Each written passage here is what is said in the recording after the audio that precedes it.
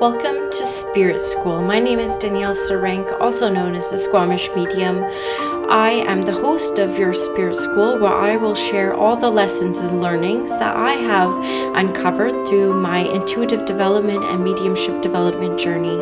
I am a professional psychic and medium, an intuitive teacher and mentor, and I look forward to walking alongside you on this journey. Hello, everyone, and welcome back to Spirit School. I am so excited today to have a guest, an Instagram buddy, Mariel, who is a shaman, a beautiful spirit, a beautiful soul. We met probably about a year and a half ago through the Consciousness Collective, and I just so happened one day at work to tune into one of the lives that we have in that sacred space, and I caught a piece of Mariel's story, and I was just so drawn to her energy. I was so drawn to her story, and we've become good friends since then through Instagram and just chatting and getting to know each other. So I'm really excited to have her on Spirit School. How are you doing, Mariel? Doing well. Happy to be here. Thank you. Very, very welcome. And yeah, so I guess if we could just start by you introducing yourself, like who you are, what you do, and then maybe we can tap a little bit more into the journey that you've gone through this past year and a half, I think it has been. Yeah, well, it depends where you want me to start for that journey. But yeah, just to give you some background on myself, I'm a shaman and healer, and I do a bunch of things like one-on-one sessions, but also I hold a lot of ceremonies at my house in Sedona. I live part-time there and part-time in Southern California. I do retreats, and basically everything that I do is based on removing what doesn't belong in your body, mind, spirit, mind, body, and spirit, but from a soul level. So we really get to the root cause of whatever is going on. And it's usually like 99% of the time from a past life. But I would just say that's the difference between me and maybe like another healer, is like we're really going back to the beginning and healing that from like the very start. Yeah, that sounds fascinating. I said before on Spirit School, I have never had a past life reading before. I've had a few snippets of past lives brought to me during like meditation, like when I'm doing that intending work myself, but I've always wanted to kind of have somebody else do some past life stuff on me. So we'll have to look into that after. Yeah, Book a sure. session in. Cool. And then the way I introduced you, thank you for being here and introducing yourself. And the, I was like talking about you on my last episode. I was like, I really want to have this girl on who's gone through this incredible journey. I'm so inspired by her. And you've recently kicked cancer's ass. And I really kind of wanted to share a bit of your story with our listeners because I think that they will find it inspiring as well. Do you mind sharing that story with us? Yeah, of course.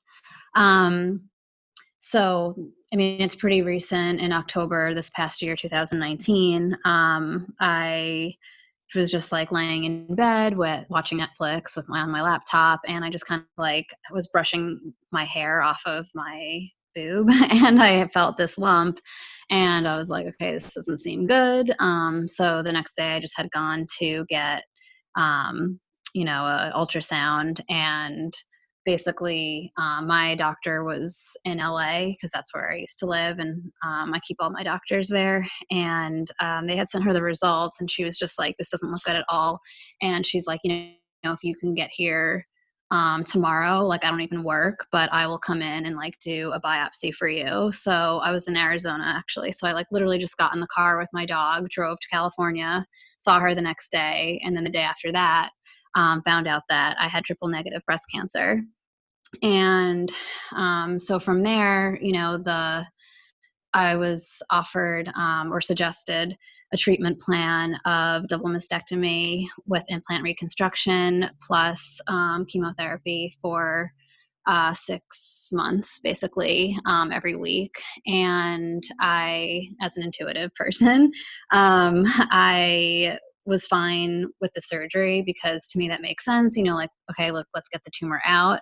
So that's logical to me. But as far as chemo goes, I don't take any medication like ever in my life. and I'm allergic to all antibiotics except for one thing. So I'm just like really not into poisoning your body with that, in my opinion. So I basically had this vision that night of myself dying after getting treatment, like if I was to go down that path. And I guess like how it relates to what like you do and what you teach is that like that was a perfect time for me to really check in with my intuition and my guides and make these life or death decisions. You know, like I'm just so grateful that I have the ability and the knowledge to tap into that so that I could have them, you know, help direct me. And so yeah, I did a month later, I did the double mastectomy with implant reconstruction surgery, and I didn't do the chemo. And my doctor actually said I was like the only patient she's ever had who had declined it. Um, but I just want to heal naturally. So I have just not been doing anything like that has to do with Western medicine really in that regard. And because this kind of cancer is the most aggressive, basically I am not in remission technically until 3 years, because there is a 30% chance that it comes back in the next 3 years. And if it does, it's at stage 4.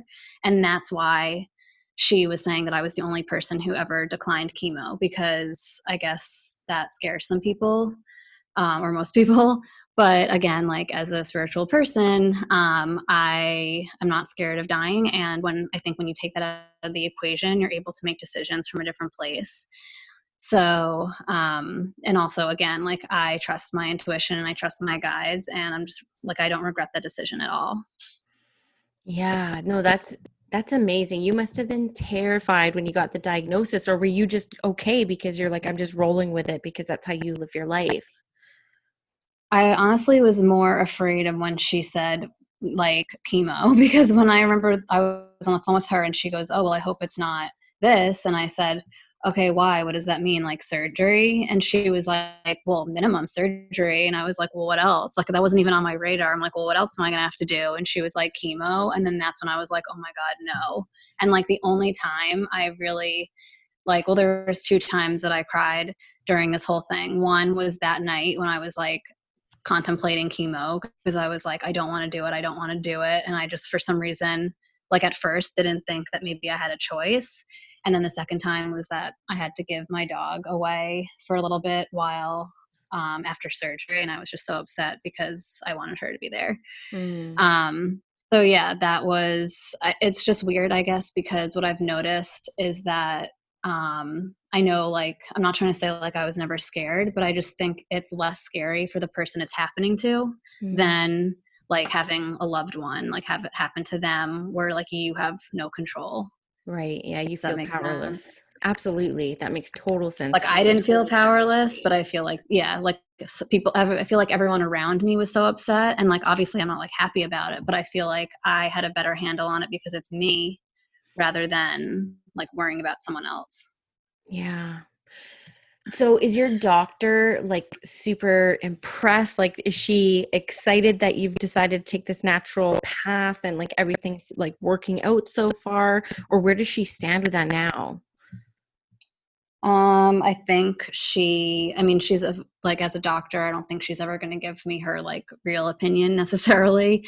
But you know, because she's trying to be biased. But I mean, I think by her saying, you know, you're the only patient I've had that has ever declined it, I think that was her just kind of saying that she was surprised and Mm. that letting me know that that's not the normal path. You know, so I mean, she never said like, you're making a mistake or I don't agree with you or like, how could you do that? She never said anything like that. Like, she's been supportive. She just said, okay, well, if you're not going to do chemo, we need to go straight to surgery right now. So I was like, okay, then that's what I want to do.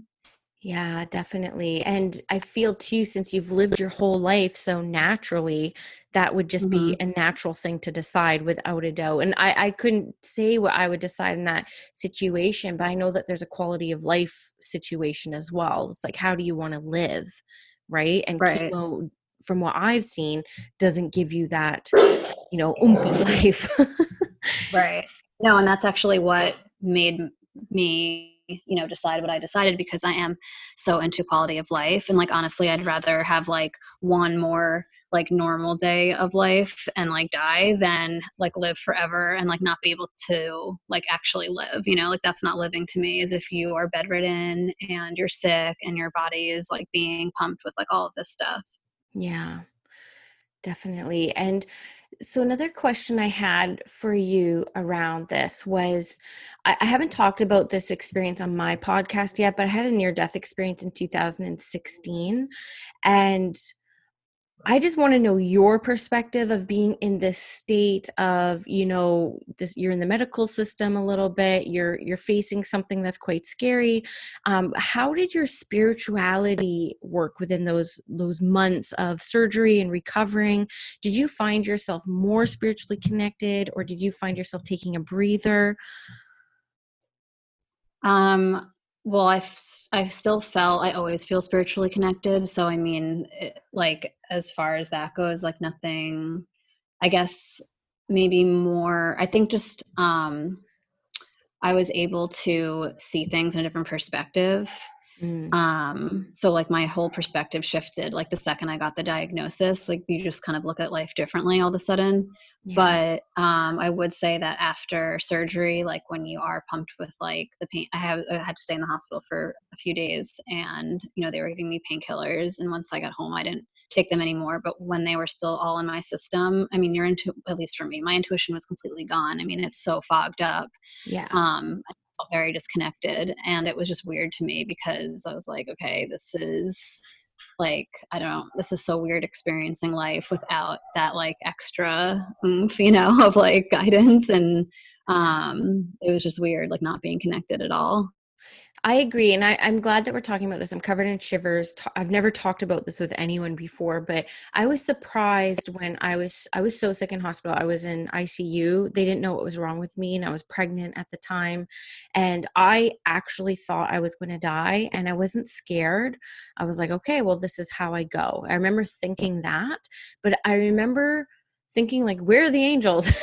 like where's all these spirits that I've been talking to since I was like a little kid? I'd actually never felt disconnected before that moment in my life. And I didn't think like, woe is me, I'm disconnected. Where is everybody? It was more of like an observation.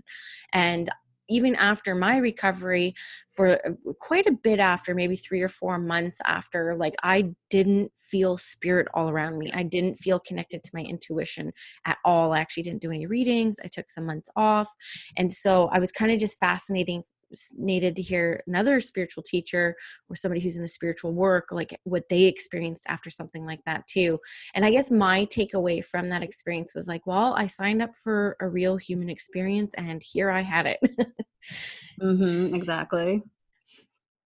So how long was it before? Because I followed your whole journey, so I know some of this. There wasn't an Instagram post I missed. I was so invested in your journey, and I was just like wanting you to know the whole Yeah. time. I'm like, I'm rooting for you. You're doing amazing. I mean, it was just so inspiring to watch, and you updating us all too about the recovery. You're like, I've been off pain meds for X amount of time. I'm doing great. Like you probably don't even know the effect that you've had on people watching your story, because there are people who are facing health issues who would have found so much comfort and inspiration from you sharing all that. So thank you.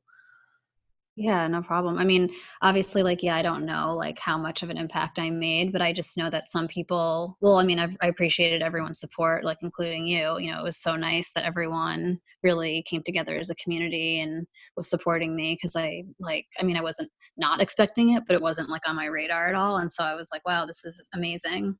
But I did get messages from people like on Instagram and stuff, some of them saying that they were diagnosed with the same thing and they were asking me like what they should do. Mm, And I didn't like, I was really like surprised and like scared that they were asking me because I was kind of like, okay, well, I shouldn't be deciding your treatment here, you know, like, I mean, I'm happy to give my opinion, you know, but it made me see how uninformed and how like little research a lot of people do, and that like goes back to how my doctor was saying that I was the only person who didn't do chemo, because I mean I feel like people just think that they have to do these things or that they're so scared into it and they don't do the research to figure out like all of the details. And you know, my doctor, when I saw the oncologist, which was like the doctor for chemo specifically, like I said, I would hear her out. And I said to her, like, well, what, percentage does the chemo decrease me specifically for like getting rid of it? And she was like 12%. So Mm. for me, I was like, to do something for 12%, like, no, that's like nothing. And when I told my doctor, she was like, oh, well, that's a lot because the national average that people do it is at 3%. Oh, So I'm like, that just is so shocking to me. And I feel like but so when some of the people were messaging me, I said to them, well, what percentage did they give you that would decrease it? And like, I was asking them all these questions and they're like, I don't know. I'm like, well, you should ask these questions. I mean, it's your diagnosis. Like like you need to know these things. And so that was just like, I was just baffled that a lot of people don't, question it. And maybe I question it too much, but I mean, I'd rather do that and like be informed. yeah. No, I definitely back in the day was not somebody who questioned anything. It was literally like, sure, I mean, the doctors know best. And that's where I was even before my awakening when I was 31. I literally just did whatever the doctor said.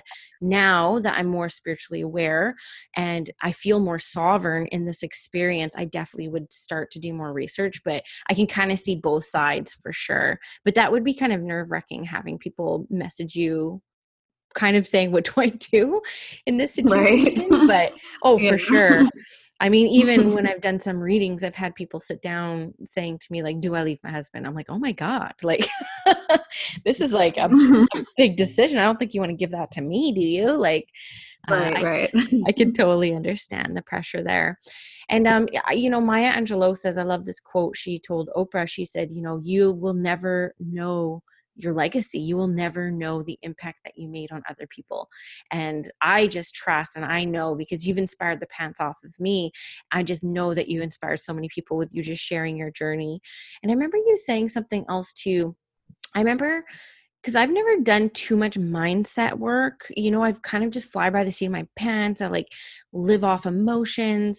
And then I remember you saying something in your stories around like, oh, I don't even let my mind go there. Like, I just remember thinking like she has such a strong mindset. How did you get that strong mindset?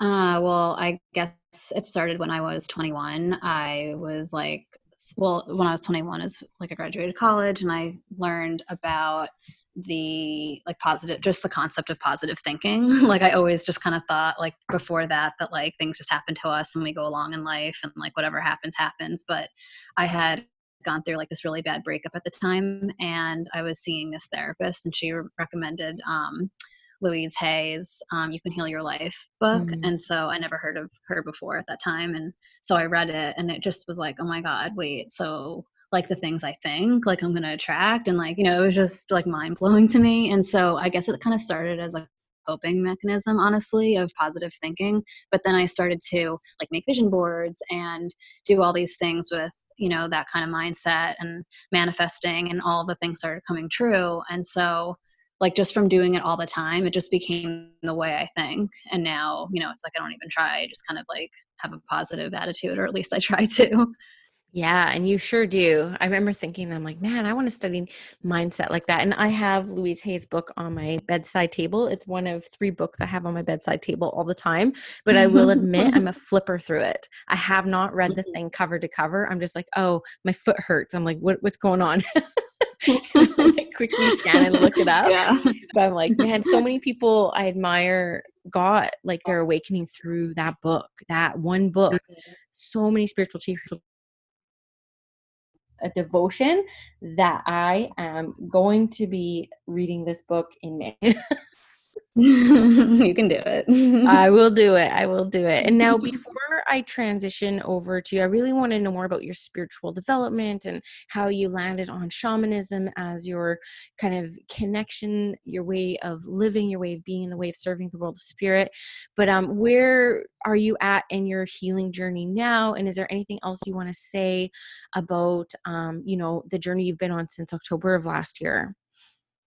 Yeah, so the implants are like the newest update. So, like I said, I had implants put in when I had the double mastectomy at the same time, and a month and a half after that, I started to feel like I was dying, basically. Like everything in my body just felt like it was shutting down. Like every day would be a new problem. And it was like every specific system, like the nervous system, the digestive system, everything started to have a problem.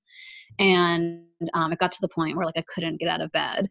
And like I said, I mean, like I had turned down chemo because I thought, quality of life. So I'm like, why did I turn that down if now I can't even get out of bed, Mhm. So I intuitively did think that it was the implants because, just kind of even process of elimination, like before, like I'm 32 now. So like for 32 years, I, have no problems and not on any medication, like nothing like that. And then I have the surgery and implants put in, and then all of a sudden this happens. So it's kind of like, well, the only thing that's changed is I got implants. So I was kind of like, I really think that that's what is causing all these things.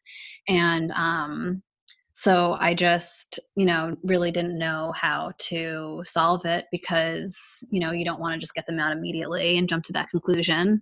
So I had told my plastic surgeon, and he is a huge advocate for breast implant illness, and he believes in that. And he told me to go to a naturopath to get, specific tests done, and to just go to my regular doctor to get like a, blood panel just so that we can see some markers. And when I went to my regular doctor, I told her about like all of the symptoms and what I thought. And she was like, okay, it's not that I think you're crazy, but how about you go on Prozac? And I'm like, are you kidding me? Like, this is like the problem with some Western medicine is that, it's so black and white. And, like, I don't need Prozac um, for these problems. Like, that's not Wow. it at all. So, but anyway, the naturopath, she was really great and understanding. And I mean, I found out so much information from all of those tests, but basically all the tests were showing that I was having all these different issues with like all different systems in my body. And I think for breast implant illness, there's like 75 symptoms you can have. And like basically a lot of them that came out were some of those symptoms. And like on my blood test, one of the markers was that I was like one number away from having lupus and one marker away from having a gallbladder problem. And like those two things are like really big symptoms of breast implant illness. And because basically they're like toxic and your body is trying to like fight this toxic thing, that's in your body. Um, but it was just getting so bad. And then actually like to tie into the spiritual part, so my friend who is a psychic in Sedona, I had called her one day and I was like, I can't take it anymore, like, because she's really good intuitive. So I was like, can you please just like pull some cards and let me know if you think this is the implants, because like I don't even know where to go from here, like I can't get out of bed, and I will do like whatever it takes to just get rid of this. I need to know. And so she, it turns out that like, so I had some like trauma go on with like some family stuff right after my surgery. And she said that I was like, that was like stopping me from healing because all of that trauma happened like the second I was starting the healing process. So it kind of interrupted that. And I was like, well, what do I do? Like, I'll do anything at this point to get rid of it. And so she told me a bunch of like different journaling things and um, just a bunch of different things to do and like a little ceremony. And so I did all of it. And within like 48 hours, all of those symptoms were almost gone. Wow. And a week later, they were like pretty much all gone. And, after that, I was like, okay, well, that's kind of like, I mean, I believed it, but it was just so crazy how it just happened like that. But after that, I did start to develop pain on the right side again, but like physical pain. And I went to the doctor, and it turns out that there is scar tissue that is encapsulating the implant. And when that happens, it could pop them. And in general, like you have to have a surgery. So I was like, if I'm going to have a surgery, then I just want them out because I don't want to keep having surgeries. I'd rather just do like the path of like least complications. And I still have just a few of those symptoms of the breast implant illness symptoms, but overall, I just felt like it's one thing after the next, and that they should be out. And when I had my session with you, which was amazing, you brought up this really good point where you were saying that I wanted to heal naturally, which is true, and that having these implants like goes against the vibration of like what I'm trying to do. And I think that that's also why like my system is rejecting it, because it's really not what I wanted from the beginning. So in a month I'm getting them out. Yeah. And how are you feeling about that decision? Good. I feel like totally confident about it. I mean, the only thing I'm dreading is the actual surgery itself. But other than that, I do feel really good about it because I never cared about like, having big boobs or anything, and I never have had them. So I just feel like that doesn't define me. And also, if this can show people too, that they don't need to be defined by their body like this, that like you'll still be okay. And it's really just like all about inner beauty. And I just feel like you should do what makes you feel good on the inside rather than like what makes you look good. 100%. And I'm so proud of you. And I know that you're going to be inspiring so many people on this journey, and they're going to almost get like a permission slip that everyone's kind of looking for. Even people like reaching out to you, they're just looking for permission slips. And I feel like you're just going to be like a trailblazer and just so inspirational for so many people who are facing very similar experiences. So my hands just like up to you. And I can't Thank you. believe that they just wanted to prescribe you Prozac. Like that's so I know. angering. It's so I angering. know. I It know it is. really yeah, and you just kind of have to be what I've realized through this whole process is you really just have to be your own doctor. And I mean, I'm so grateful that I'm intuitive because I don't know how much I've already did a bunch of research, but I don't know how much more I'd have to do if I wasn't like connected to my guides and everything. 100%. 100%. Well, I will be thinking of you in a month. I thank you so much for sharing this part of your journey. I just know it's going to help so many people, and I can't wait to see where this whole journey leads you. I think it's going to be to big, big places. I see big stages. I just think like you're going to be helping so many people. And yeah, I'm very happy for you that you've taken this journey kind of by the balls, and you're like, this is my journey. I'm doing this my way. And yeah. Thank you. Yeah, I appreciate that. No, you're very welcome. And if you want to follow her journey, it's always intuitive with 2 L's on Instagram. And at the end, I'll get you to drop your website and everything else. But I just really want people to like follow you and see what you're all about because you're great energy. Love your stories, love your posts, love your podcast. So very exciting. Now I want to kind of tap into your journey to shamanism. When did you like awaken to spiritual gifts? Was it that Louise Hay book in college? And then what led you to this path to become a shaman? So it wasn't the book. I've just always been intuitive my whole life, and I've always just like received messages. Like in the beginning, it was just through dreams. Like when I was little, I would just have dreams about like people who knew someone who passed away, and it would be a message for them, and I would tell them. But it really scared me.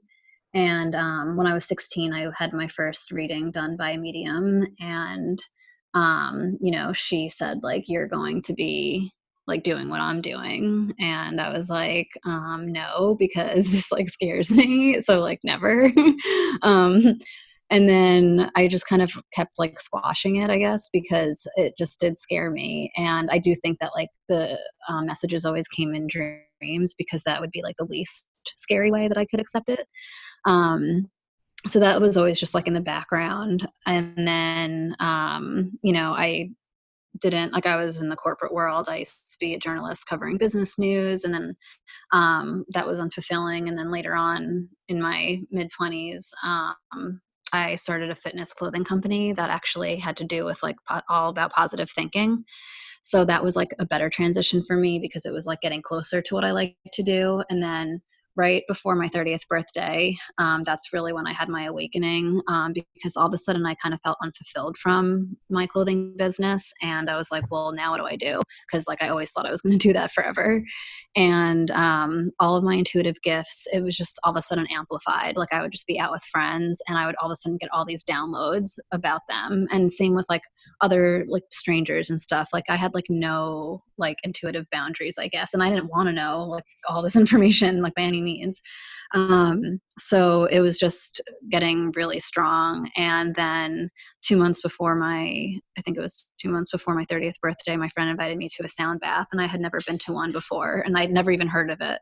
But I was like, yeah, like that sounds relaxing from what she described. So I went, and the second that the instructor started playing the music, like my heart started racing, and I just knew I was about to have some sort of like weird spiritual experience. And so I closed my eyes, and I ended up having all of these, what I know now is like different past life, like soul return visions. And some of them were me dying, some of them were like Native American times, but they were so intense. And I was like crying. It was just so crazy. And this woman that I knew at the time who was a shaman, which I don't even know what that was really, but I messaged her and I was like, I feel like if anyone will know what this means, it's you. Like, can you just tell me like what's going on? And she was like, you're supposed to be doing what I'm doing. And that's why you had all these visions, is because like they're trying to tell you to go on this path. And I was like, but I don't even know what you do. And so she said, just take some workshops in it. And she's like, because you were a shaman for so many lifetimes. So she's like, you already know it. It's just about remembering it. So she was like, just take some workshops, see if it resonates with you, and, then get back to me. And so I'm like, all right, I guess I have nothing to lose. So I started taking some workshops, and I was like, okay, this makes total sense. And it did seem like so familiar. And then from there, it just kind of like flowed, and I really liked it. And then when I started, the business and doing that, it's just everything was so much easier. And like, I'm not saying like my life is perfect, but like everything flowed so much better than when I was doing something that I wasn't really truly aligned with, and that wasn't my sole purpose. Wow. Okay, I have so many questions. I like need to kind of know where Yeah. to start. And I'm so Okay. excited to talk to you about this. We have very scary similar paths, like very scary similar. It's so funny. So like I had my first reading with a medium when I was 17, and she also said Okay. I will be getting readings from you one day. I was like, there is no way. Like I think I was like literally arrested like the year before, and I was like, angels are not going to talk to me, trust me. Like I was such a bad kid. I was such a bad teenager. Just experiencing life to the max, we can call it. How about that? But I didn't actually have my awakening coming into this path till I was 31. Isn't that funny? Yeah. And it was very similar where I went to a demonstration of mediumship, and I was like, oh, this is like what I used to see on TV. And then I ended up taking some classes with that teacher. And then now here I am 7 years later. And so it's so fascinating, very similar paths, very similar timing. So really cool, really cool. And I also spent time in the corporate world, and I felt completely out of alignment there. But I will say the benefit, I don't think I'd be as confident today if I hadn't had those 7 years in corporate. I think my experience there really showed me what I was capable of, because I always Mm-hmm. felt, not smart. I always felt not good enough in the corporate world. I kind of rocked it. So it kind of built confidence in me. I was like, holy, I am smart. I can do all these things. And anyway, so there's very similar experiences. I didn't know that you were a journalist before too. That's awesome. Mm-hmm. Um, Yeah. so question I have now, a lot of the people who listen to the podcast, and I'm also thinking on my beginning years, so you take these shamanism classes, you're definitely drawn, you feel aligned to this path. Like, when do you start working for the public, and how was that process kind of coming out of the closet to your friends, to your family?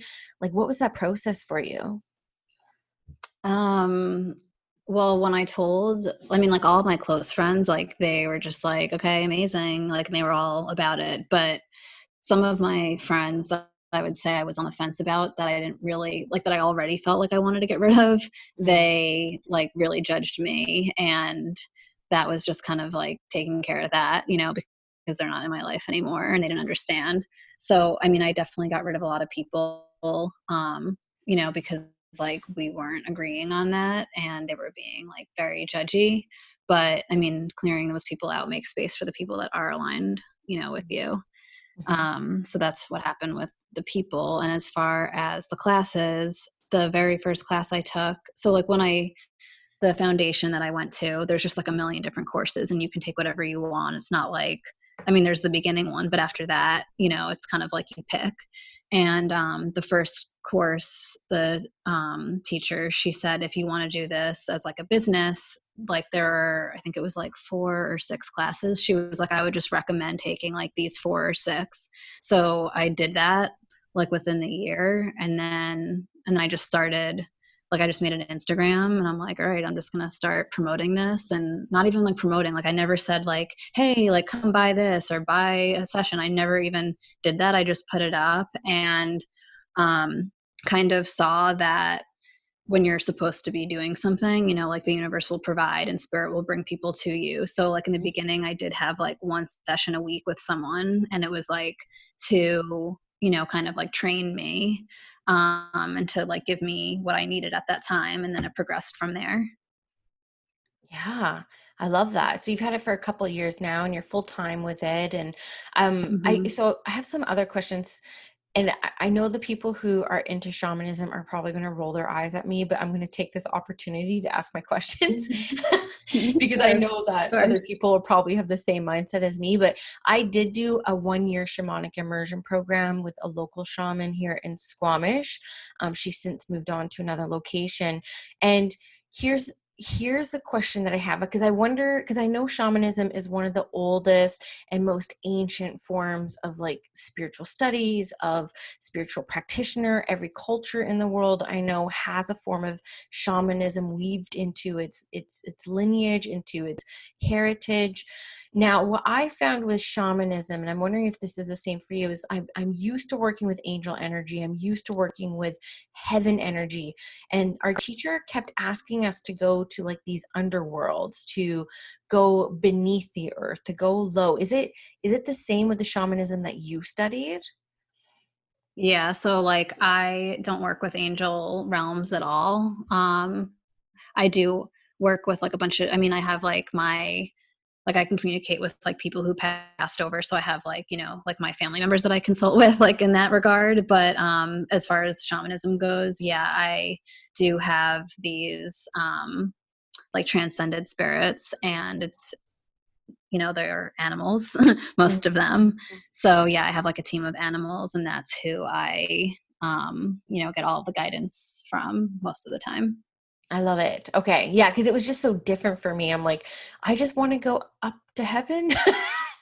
Right. When we're doing our journeying, she's like, go down the root of a tree. I'm like, I want to go the stairway to heaven. Like, it's just because that's how I developed. That's like my whole life's been like that. So that was the only like struggle I personally had with the shamanic immersion program. But I learned how to like live in rhythm with the moon. I mean, there's so many beautiful things.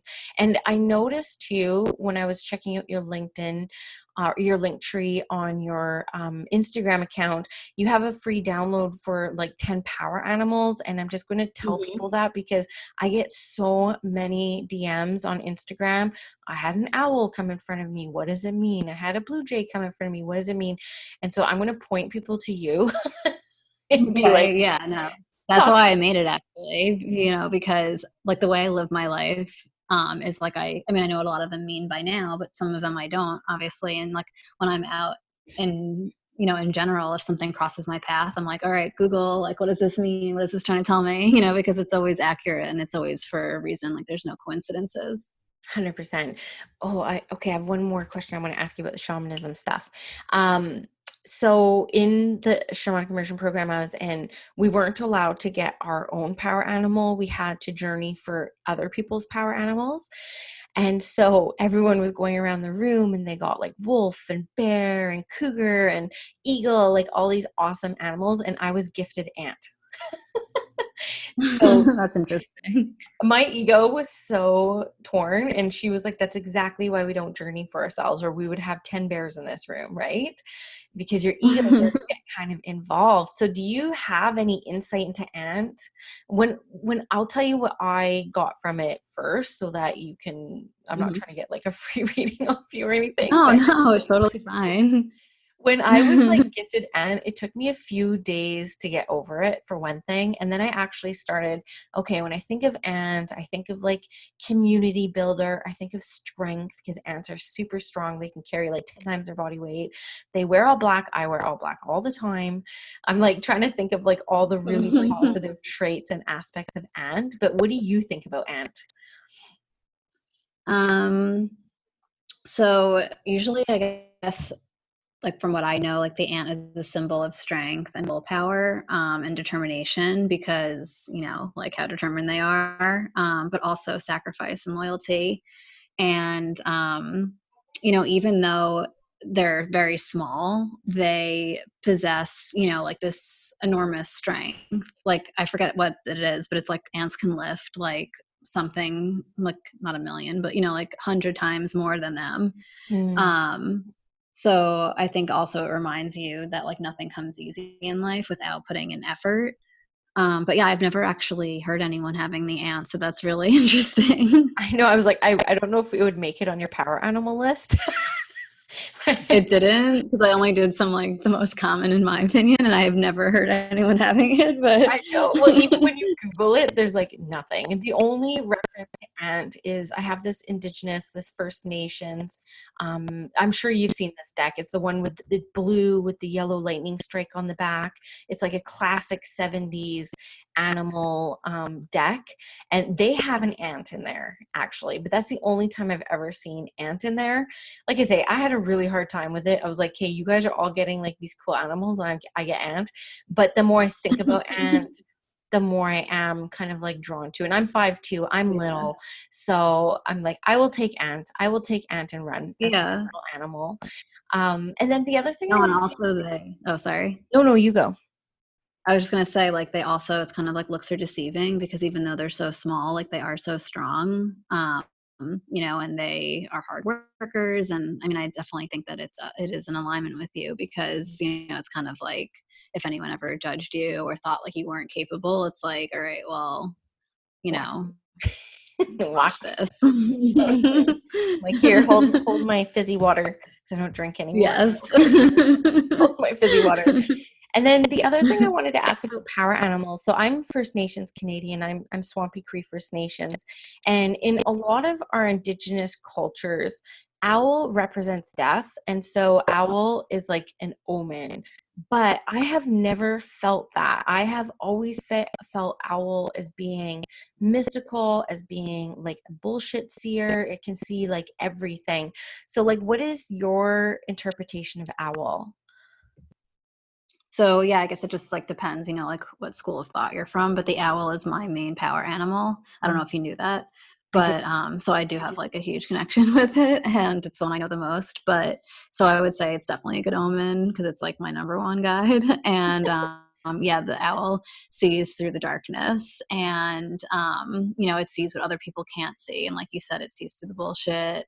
It goes like right to the core of the problem, and also they're always like watching from this like higher perspective. And like when they swoop down to get like a mouse or whatever they're gonna eat, it's like a quick like strategic swoop down. Like it's not like they're staying down there, it's not like they're fighting to kill the animal, it's just like a quick thing.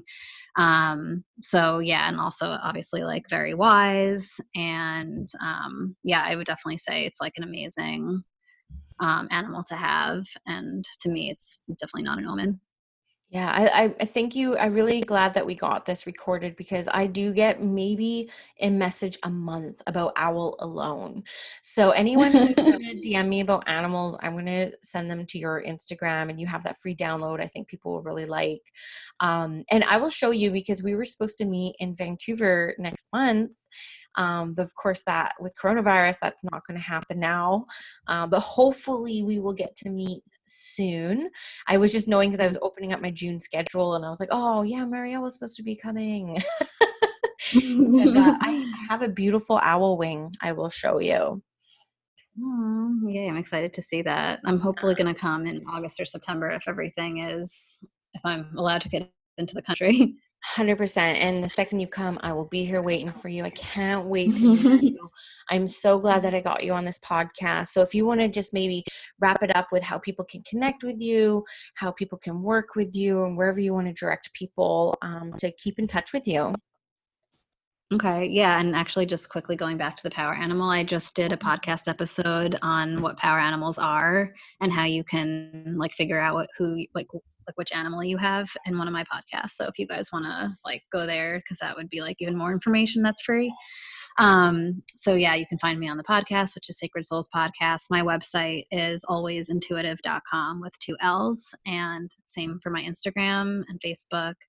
And yeah, I mean, you could book one-on-one sessions through there. And I mean, I'll be doing more ceremonies and like in-person stuff once everything is like back to normal. But for now, just virtually, we can connect.